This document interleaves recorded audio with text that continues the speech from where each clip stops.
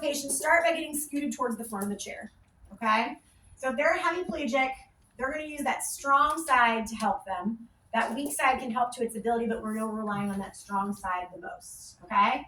So they're going to lean through that strong extremity, place the strong upper extremity on the floor, and they're gonna use that to help lower themselves down out of the chair. All right, so in its simplest form, forward from wheelchair to floor transfer with someone that has unilateral weakness, we're going to use that strong side to lower, lean through and then reach and lower, okay? When we're getting up from that chair, there we go, okay? We're sitting on that strong side. We're going to use the chair to help them to pull themselves to get up to kneeling.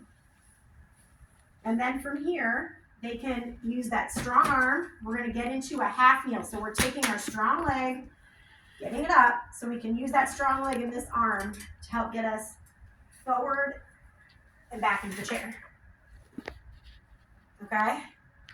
So it's challenging, it's effortful. Try that without using much of one side, and you're like, wow, that's hard to do. So it's not something that they're going to get right away, but it can be a very important and versatile skill. So the way that I would teach anybody with generalized weakness that wants to get down to the floor, whether they're using this seat surface, a bed, a couch, anything, is we would make sure everything's locked. We can come up to standing, and we're going to face the chair, okay? This could be a couch. This could be a coffee table if we had to fall and we're not a wheelchair user.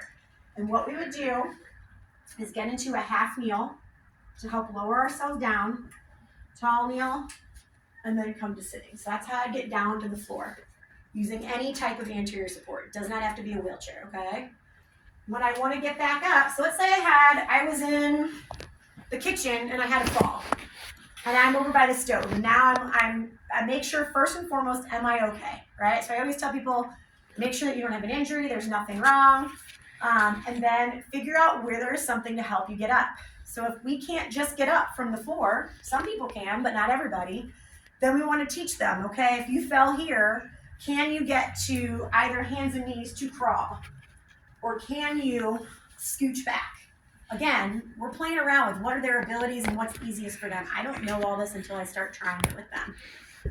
But the piece that I want you all to take note of is once they get to whatever surface they're going to use for support, coffee table, maybe it's a chair in the kitchen at the table because I fell by the stove, I'm going to get to kneeling, use that anterior surface to support my top half, get to half kneeling, and then rise up to standing. And then once I'm up, I can turn and sit down on that chair or that coffee table or whatever I'm sitting on.